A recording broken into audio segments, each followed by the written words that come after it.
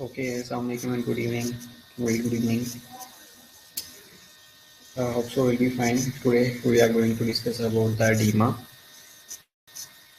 कि edema कैसे बनता है, कौन सी टाइप्स हैं इसकी.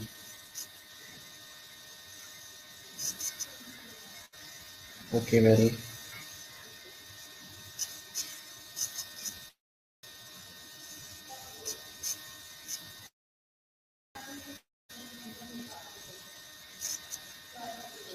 ये edema के बारे में के अलावा certain types of edema और कुछ specific types of edema के बारे में डिस्कस करने वाले हैं आज हम. That is an important topic. इसमें से बहुत सी MCQs SCQs भी आ जाती हैं कि edema कैसे बनता है. So बाकी लोगों की बोलने काइंडली जल्दी से ऑनलाइन हो जाएं.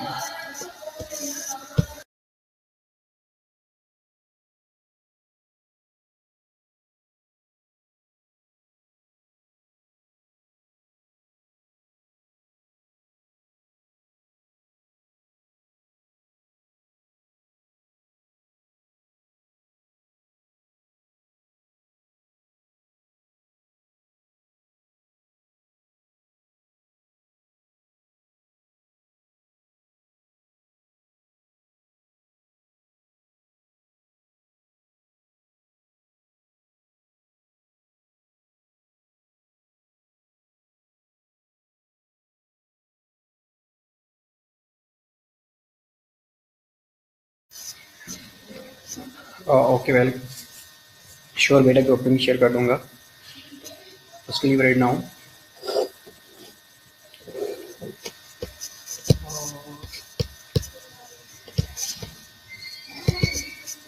डू यू थिंक कि एडीमा क्या चीज़ है? आपको क्या लगता है कि एडीमा किस बला का नाम है क्या, क्यों होता है, ये हम डिस्कस कर लेते हैं. क्या काजेज हो सकती हैं इसकी एडीमा की, ये भी हमने डिस्कस करनी है.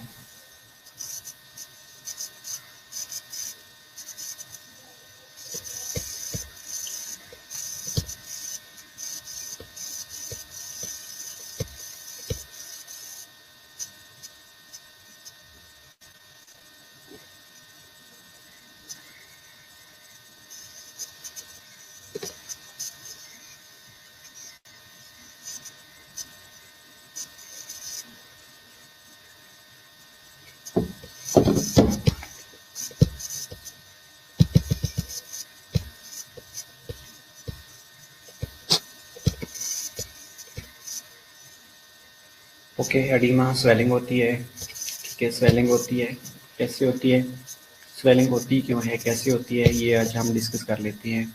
वालेकुम अस्सलाम सर बेटा. Sidra as well. वालेकुम अस्सलाम बेटा. Accumulation of fluid or excess water in the tissue is very good on it. Thank you यार. वालेकुम अस्सलाम हो गया बेटा.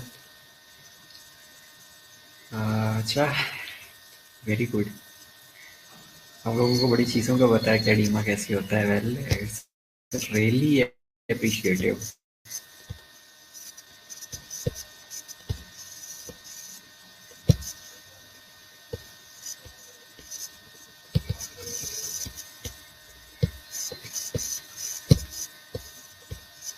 Okay good. ठीक है, तो इंट्रोडक्शन की तरफ आते हैं.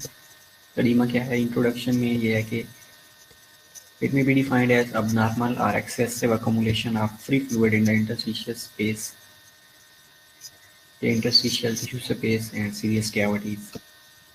Okay, free fluid in the body cavities अगर है, अब लाइक पेरिटोनियल कैविटी में है तो उसको असाइटिस कहा जाता है.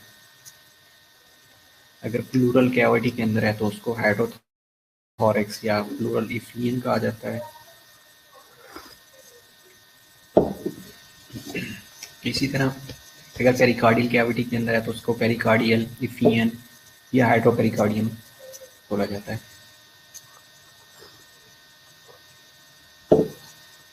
अब free fluid under interstitial space क्या है कि space between the cell is known as interstitial space. Edema कैसे डिफाइन करते हैं? इसे palpable swelling produced by expansion of interstitial fluid volume. जैसे इंटरस्टिशियल स्पेस के अंदर फ्लूइड वॉल्यूम अकमुलेट हो गया ना, तो वो पाल्पेबल स्वेलिंग काज करता है।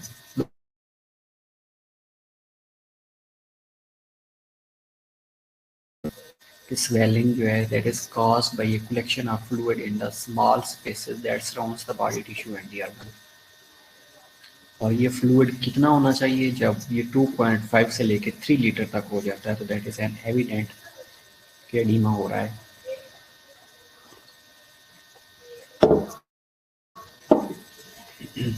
राइट। टाइप्स ऑफ एडीमा की अगर हम बात करें, ओके कैविटी के बारे में श्योर मैं एक्सप्लेन कर देता हूँ। मूविंग टुवर्ड्स बैक्स, बेटा जो कैविटी होती है ना, लाइक अगर हम बात करते हैं लंग्स की, तो लंग्स के बाहर एक कैविटी है, इसको प्लूरल कैविटी कहा जाता है। अब प्लूरल कैविटी के अंदर विसरल प्लूरा है और प्राइटल प्लूरा है, उनके दरमियान जो स्पेस है that is known as potential space. इसी तरह हार्ट के बाहर भी दो तरह की कैविटी हैं, जिस तरह विसरल और प्राइटल लंग्स के बाहर है, इसी तरह हार्ट के बाहर भी है। इसी तरह अब्डोमिनल कैविटी के अंदर या पेरिटोनियल कैविटी के अंदर भी विसरल और प्राइटल कैविटीज हैं। तो इनके दरमियान अगर फ्लूइड अकमुलेट हो रहा है तो उनको अकॉर्डिंग टू ऑर्गन इफियन का नाम दिया जाता है इंस्टेड ऑफ अब्डोमिनल कैविटी या पेरिटोनियल कैविटी। पेरिटोनियल कैविटी के अंदर अगर फ्लूइड अकमुलेट हो रहा है दैट इज नोन एज असाइटीज। ठीक है। अगर हार्ट के अंदर या हार्ट की कैविटी के अंदर अकमुलेट हो रहा है तो उसको कहा जाता है पेरिकार्डियल इफियन। लंग्स के अंदर अकमुलेट हो रहा है तो उसको प्लूरल इफियन का नाम दिया जाता है। ठीक है। तो ये ऑर्गन स्पेसिफिक, जैसे ही एडीमा होएगा तो उसको अकॉर्डिंग टू ऑर्गन नाम दिया जा रहा होता है। ओके।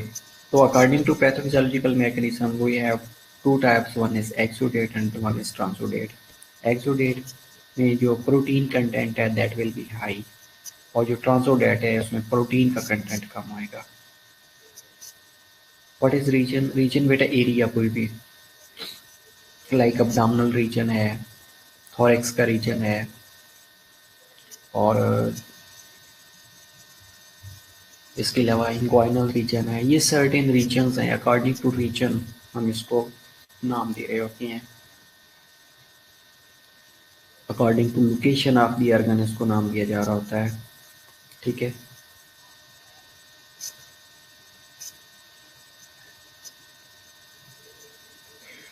ओके। पैथोफिजियोलॉजिकल अगर मैकेनिज्म्स की बात करें तो हमने कहा है कि एक ट्रांसोडेट होता है और दूसरा एक्सोडेट होता है। अगर ट्रांसोडेट होता है उसके अंदर लो प्रोटीन कंटेंट होता है और हाई प्रोटीन कंटेंट एक्सोडेट के अंदर होता है।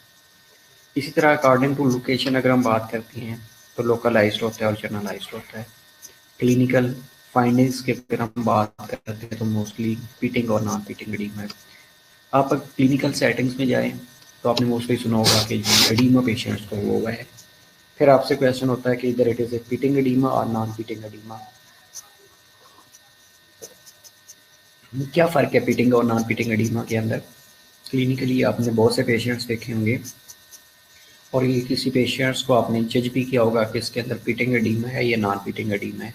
तो what is the difference between pitting and non pitting edema? Yes, pitting. Pitting edema और नॉन पिटिंग में क्या फ़र्क है?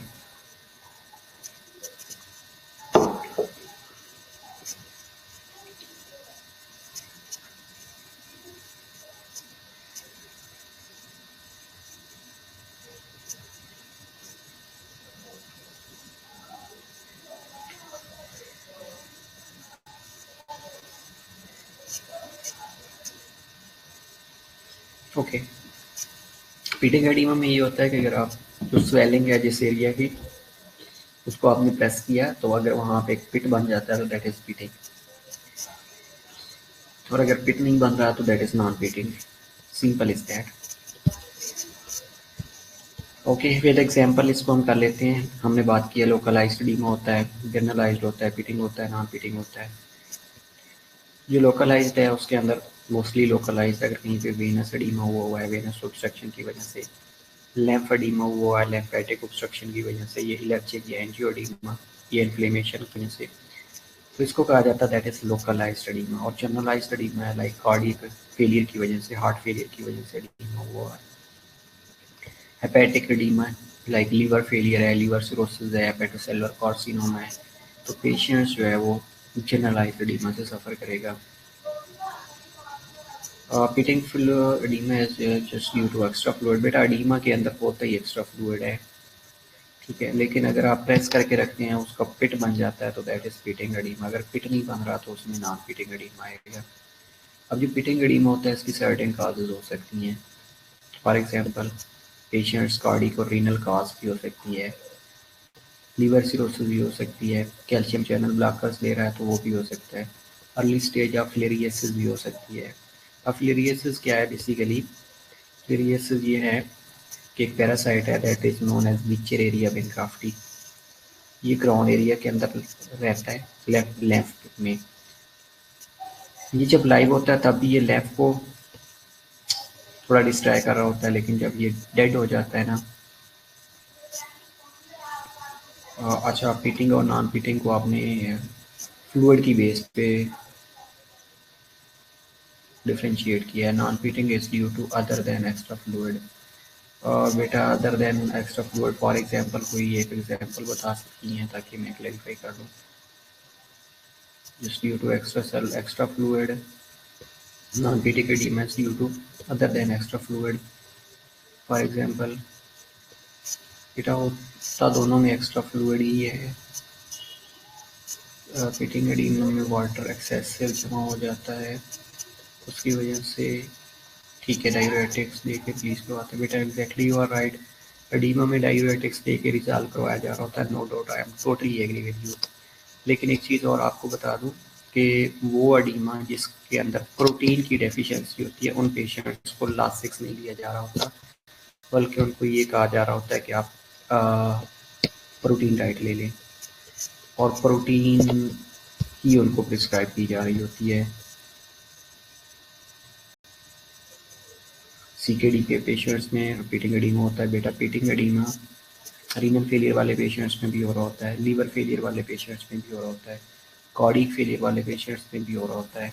अब उनके अंदर भी सोडियम और वाटर रिटेन हो रहा होता है, प्रोटीन डेफिशिएंसी हो रही होती है। लाइक रीनल डिजीज की बात करें, ग्लोमेरुलोनेफ्राइटिस हो गया, ये नेफ्राइटिक सिंड्रोम हो गया है, हाइपोअल्बुमिनूरिया होना शुरू हो जाता है, तो उसमें भी एडीमा बन रहा होता है, लेकिन वो पिटिंग एडीमा होता है।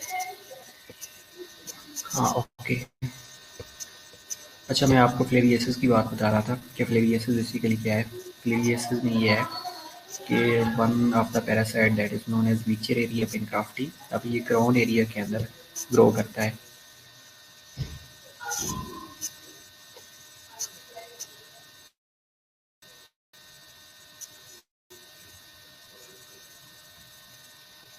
ओके श्योर श्योर, ठीक है रोनन।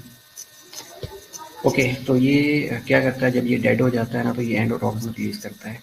जैसे ये एंडोटॉक्सिन रिलीज करेगा तो उसके रिजल्ट में लेम्फेंजाइटिस हो जाता है।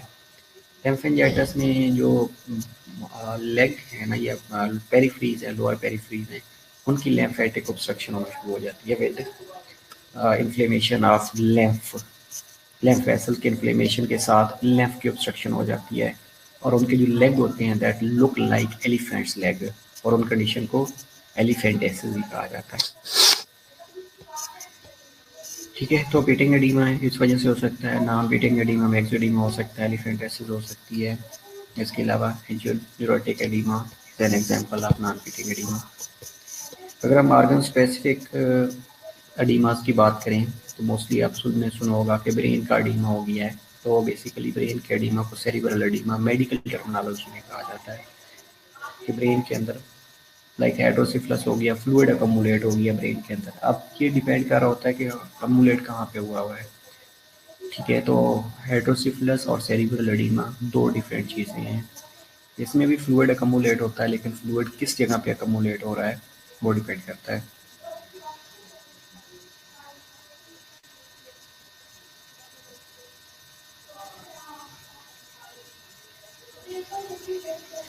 इंस्टेड ऑफ दैट अगर लंग्स के अंदर है, इंट्रा एल्वुलर है तो उसको पल्मोनरी एडीमा कहा जाएगा, अगर इंट्रा प्लूरल है तो प्लूरल इफियन कहा जाएगा, पेरिटोनियम के अंदर है तो असाइटीज कहा जाएगा, और अगर मैसिव और जनरलाइज्ड एडीमा है तो that is known as anasarca.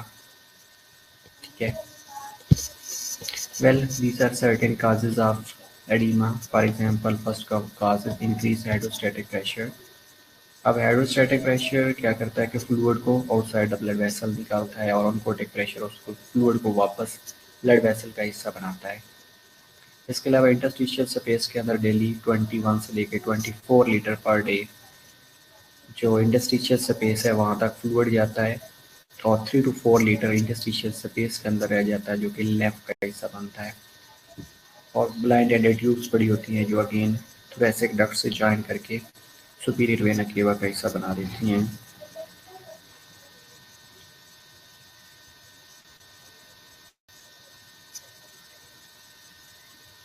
इसके अलावा अगर पहली काज ये है कि अगर हाइड्रोस्टैटिक प्रेशर इंक्रीज हो गया है, impaired venous return, congestive heart failure की वजह से, कंस्ट्रक्टिव पेरिकार्डाइटिस की वजह से, इंस्टेड ऑफ दैट ascites है due to liver cirrhosis, venous obstruction और कंप्रेशन है due to thrombosis, external pressure है लाइक कोई मास एक्यूमुलेट हो रहा है। इंस्टेड ऑफ दैट अगर कोई ट्यूमर फॉर्मेशन हो गई है जिसने ब्लड वेसल को सप्रेस किया हुआ है या प्रेस किया हुआ है या कंप्रेस किया हुआ है, और extremities in activity with prolong dependency like कोई पेशेंट बेड रिडन है या कोई एक्सीडेंट हो गया तो उसकी वजह से बेड रिडन है तो भी हाइड्रोस्टैटिक प्रेशर इंक्रीज होने की वजह से एडिमा हो सकता है। Instead of that arterial dilatation हो सकती है जिसके अंदर हीट हो सकती है, हीट की वजह से आर्टरी डायलेट हो जाती है या न्यूरो हार्मोनल डिसरेगुलेशन की वजह से, लाइक जो आर्टरी का डायमीटर होता है that is controlled by vasomotor centre. अगर वेसोमोटर सेंटर के अंदर कोई प्रॉब्लम आ गया है तो अल्टीमेटली जो डायमीटर ऑफ आर्टरीज है वो कंट्रोल में नहीं रहेगा, तो उसकी वजह से भी हाइड्रोस्टैटिक प्रेशर इंक्रीज हो सकता है क्योंकि वेजो कंस्ट्रिक्शन जैसे ही होगी तो हाइड्रोस्टैटिक प्रेशर इंक्रीज होना शुरू हो जाएगा।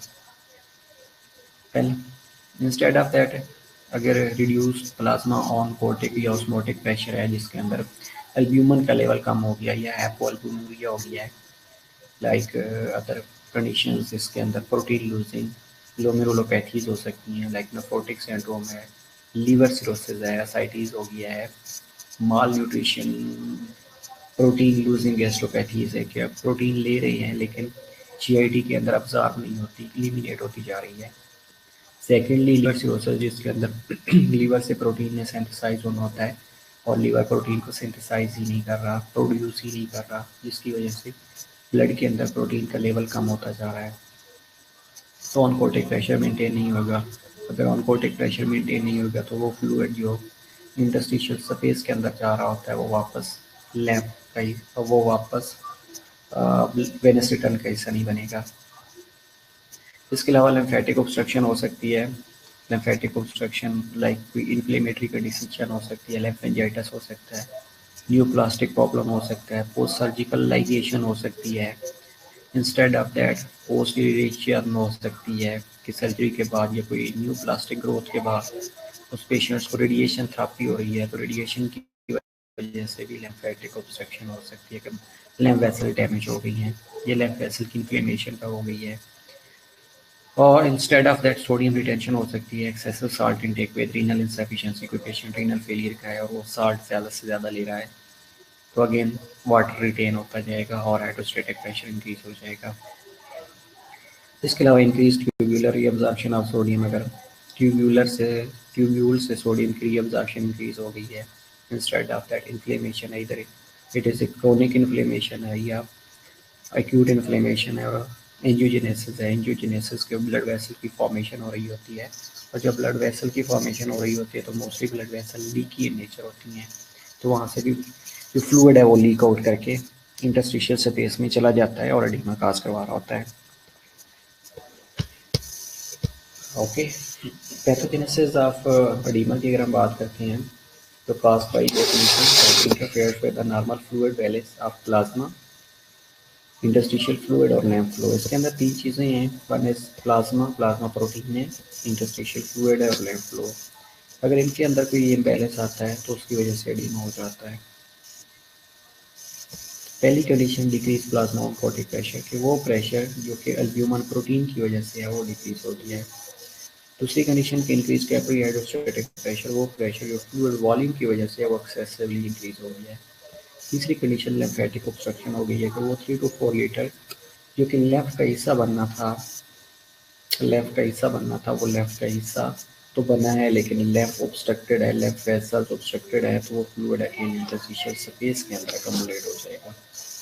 Instead of that, certain tissue factors like increase oncotic pressure of interstitial fluid and decreased tissue tension. Instead of that, increased capillary permeability अगर increase हो गई है, गैप जंक्शंस increase हो गए हैं इंटरस्टिशियम के अंदर, तो उससे भी जो प्रोटीन है वो लीक आउट होकर चली जाती है। सोडियम एंड वाटर रिटेंशन हो गई है इंट्रिंसिक रीनल मैकेनिज्म की वजह से, ट्रांस सिस्टम की वजह से, ये एडीएच की वजह से। एडीएच अगर ज़्यादा सेक्रेट हो रहा है तो वो भी काज कर रहा होता है।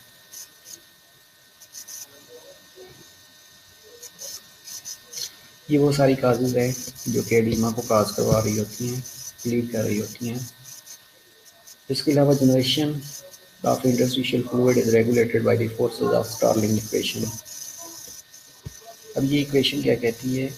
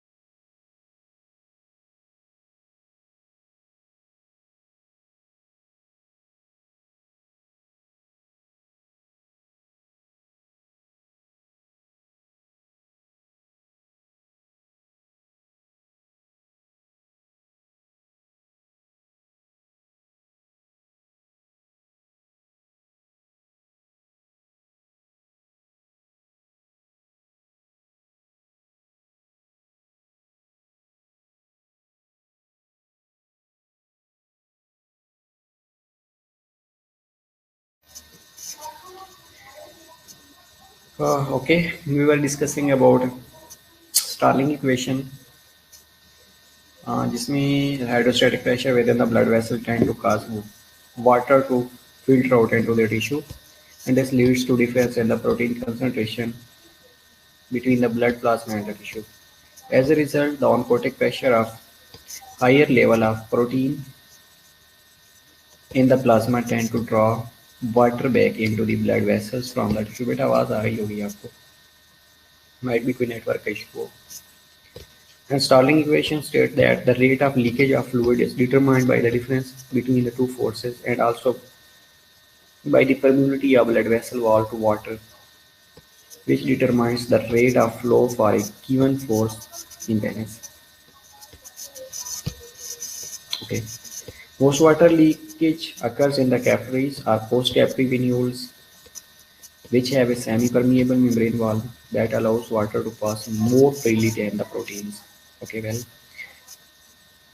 well, if the gap between the cell of the vessel wall opens up, then the permeability to water is increased first. But as the gap increases in size, permeability to protein also increases with a fall in the reflection coefficient. Changes in the variable in Starling equation can contribute to the formation of edema, either by an increase in hydrostatic pressure within the blood vessel, or decrease in the oncotic pressure within the blood vessel, or increase in the vessel wall permeability. ये 3 चीज़ें हैं जो कि Starlink ने कहा था, Starlink equation के according कि तीनों के अंदर अगर कोई इम्बैलेंस आ जाता है तो there will be a formation of edema. तो अन्य हाइड्रोस्टैटिक प्रेशर का इंक्रीज हो जाना, दूसरी कंडीशन ये है कि ऑनकोटिक प्रेशर का डिक्रीज हो जाना, तीसरी कंडीशन बेटा ये है कि अगर वेस्कुलर परमेबिलिटी बढ़ गई है या वेसल वॉल की परमेबिलिटी बढ़ गई है तो that will lead to edema. Okay, the movement of water and low molecular weight solutes such as salt between the intravascular and interstitial space is controlled primarily by the opposing effect of vascular hydrostatic pressure and plasma fluidal osmotic pressure. Well, normally the outflow of fluid from the interior arteriolar end of the microcirculation into the interstitium is nearly balanced by the flow at the venular end. A small residual amount of fluid may be left in the interstitium and is drained by the lymphatic vessels, ultimately turning into bloodstream via thoracic duct. तो इस तरह जो left बन रहा होता है ना, तो जो इंटरस्टिशियल स्पेस के अंदर फ्लूइड आ रहा होता है तो एट द एंड लिम्फ से ड्रेन हो जाता है और ड्रेन होने के बाद thoracic duct से अगेन ब्लड सर्कुलेशन का हिस्सा बन जाता है।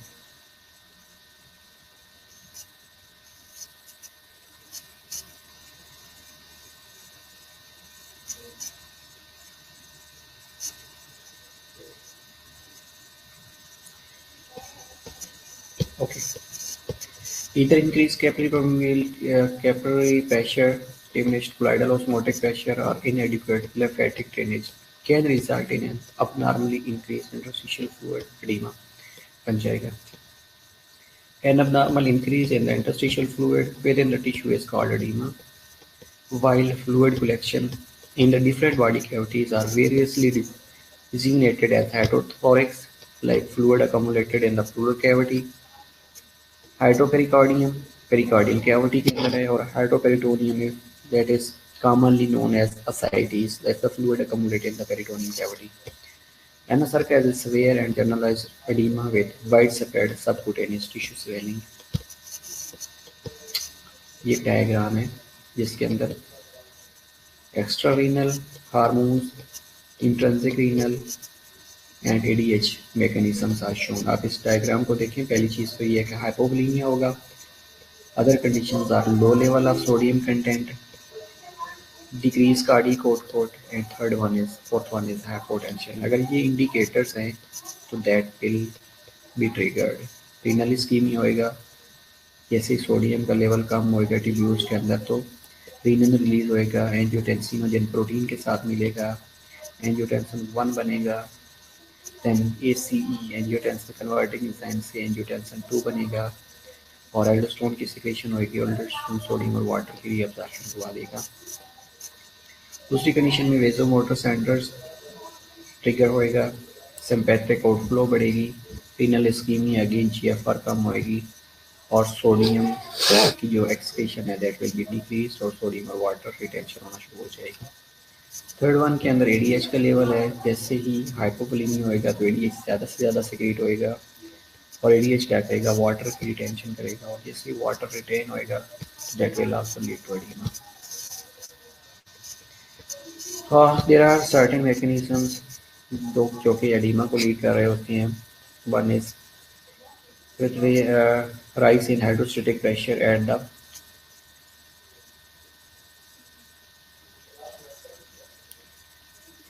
the venular end of the capillaries to the level more than plasma oncotic pressure. जब oncotic pressure से hydrostatic pressure ज़्यादा हो जाएगा तो ultimately there will be a minimal or no absorption of fluid at the venular end. तो venular ends के ऊपर या venous end के ऊपर रीअब्जॉर्प्शन होगी नहीं, फ्लूइड वापस जाएगा, ब्लड वेसल कहीं से नहीं बनेगा, वेनस रिटर्न कहीं से नहीं बनेगा, तो इंटरस्टिशियल स्पेस के अंदर रहेगा, ultimately that will lead to oedema.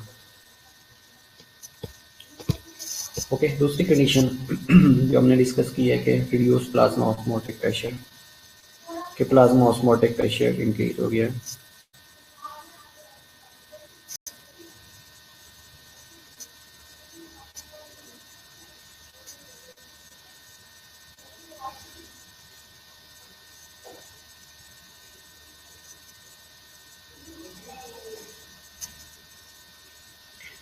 Other conditions like मालनरिश है, लीवर सिरोसिस है, ये लीवर के अंदर कोई प्रॉब्लम है, प्रोटीन माल न्यूट्रिशन है, तो प्लाज्मा ऑनकोटिक प्रेशर मेंटेन नहीं होगा। प्लाज्मा ऑनकोटिक प्रेशर मेंटेन नहीं होगा तो अल्टीमेटली इंटरस्टिशियल स्पेस के अंदर फ्लूइड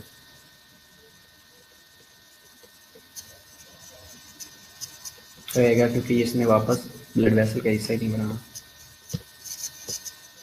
तीसरी कंडीशन लिम्फेटिक ऑब्स्ट्रक्शन है। लिम्फेटिक ड्रेनेज इम्पेयर्ड अगर हो गई है,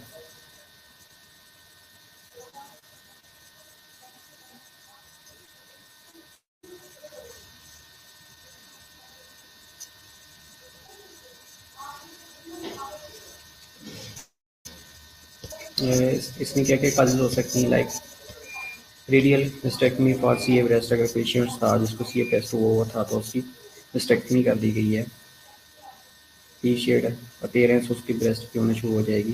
pressure on the mean left ducts, अगर लेफ्ट डक्ट्स के ऊपर प्रेशर इंक्रीज हो गया है, इन्फ्लेमेशन ऑफ लिम्फेटिक्स हो गई है, लाइक लिम्फेजाइटिस है, occlusion of lymphatics by malignant cells हैं, कैमिलरॉयड डिजीज है, तो ये सारी कंडीशंस क्या करती हैं,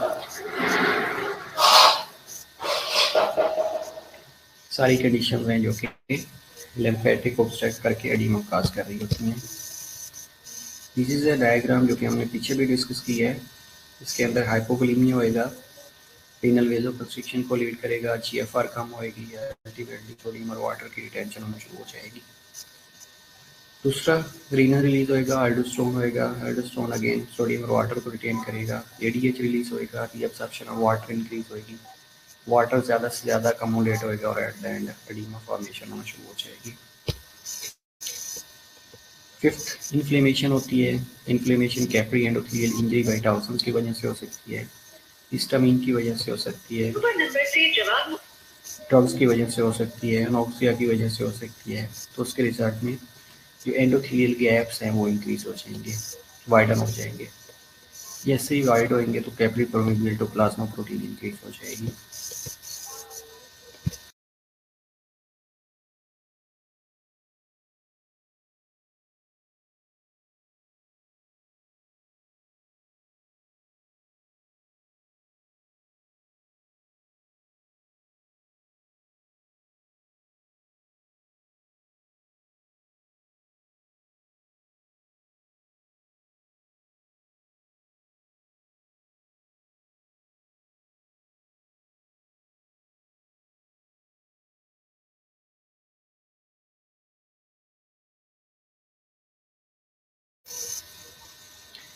okay, increase capillary permeability of plasma protein increase हो जाएगी, प्लाज्मा ऑनकोटिक प्रेशर डिक्रीज हो जाएगा और at the end ultimately edema will exist.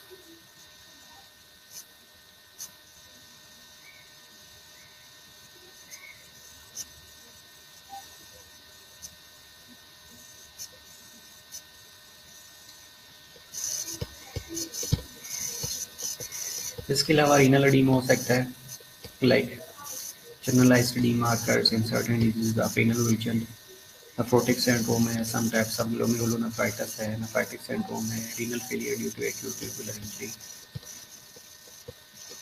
Nephrotic syndrome characterized by persistent and heavy proteinuria, albuminuria है, causing hypoalbuminemia। ऐसे प्रोटीन यूरिन के अंदर loss होएगी तो that will lead to low level of albumin in the blood and this causes increased plasma oncotic pressure, resulting in severe generalized edema.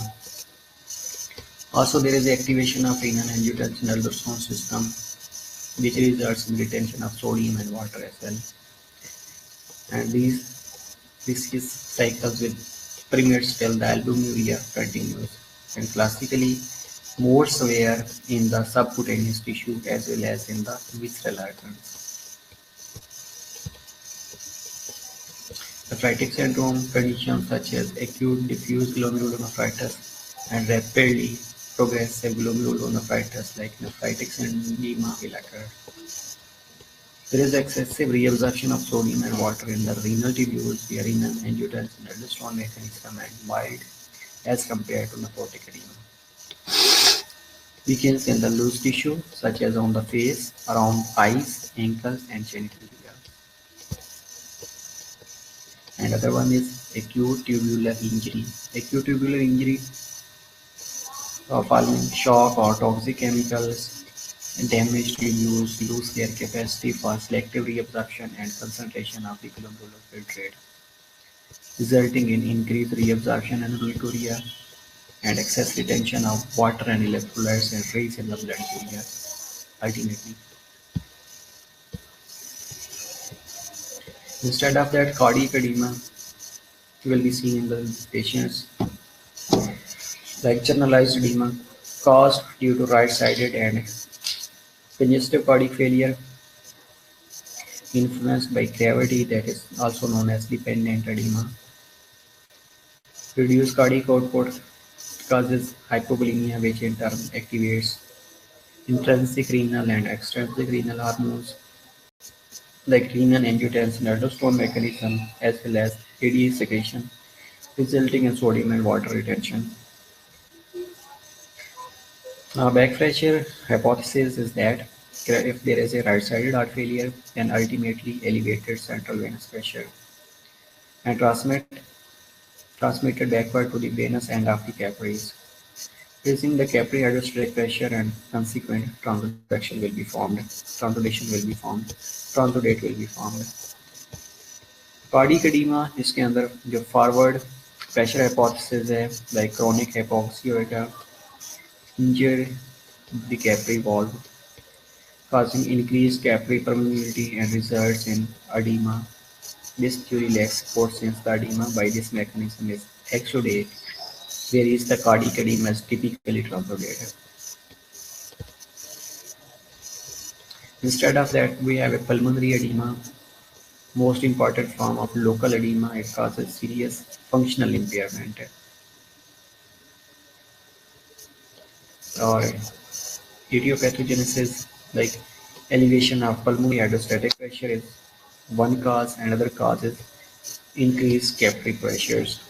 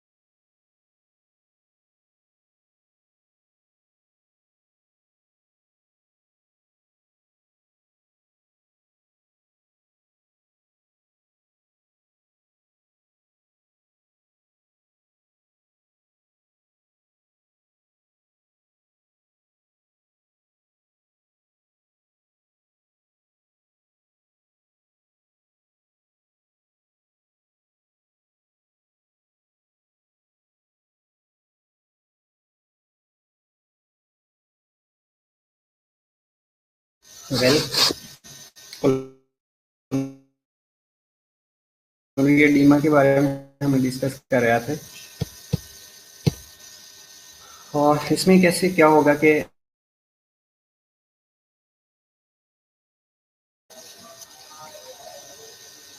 there is an increase in the pressure in the pulmonary veins which is transmitted to pulmonary capillary and this causes imbalance between pulmonary hydrostatic and pulmonary oncotic pressure. Okay. So अगर excess fluid volume moves out of the blood capillaries into the interstitium of the lungs, then definitely that is cleared by the lymphatics. अगर lymphatic obstruction है, intracellular problems है, so ultimately that will lead to increased hydrostatic pressure. Well, अगर prolonged period के लिए hydrostatic pressure की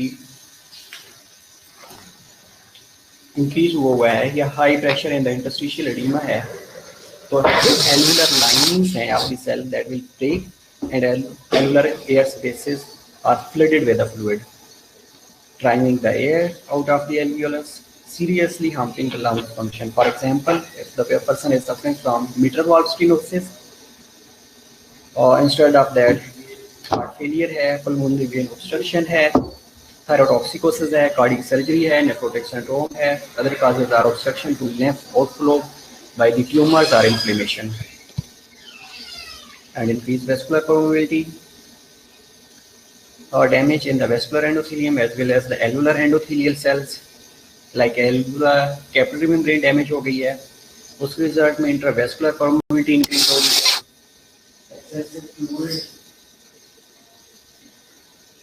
and plasma protein leak out हो चुकी हैं initially to interstitium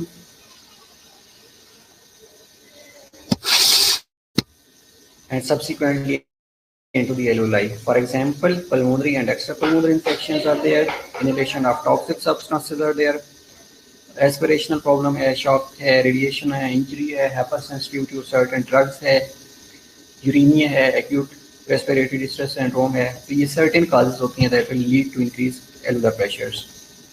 At high altitudes पे अगर हम बात करें तो वहाँ पे mainly जो changes आ रही होती हैं जिसके अंदर pulmonary congestions है, pulmonary edema है, and instead of that वहाँ पे minute hemorrhage होने के chances होते हैं ज़्यादा से ज़्यादा. जैसे minute hemorrhage होएगा तो ultimately वहाँ पे जो gases exchange है वो नहीं होगी. Gases exchange नहीं होगी तो that will lead to pulmonary edema और patients within few days death हो जाएगी.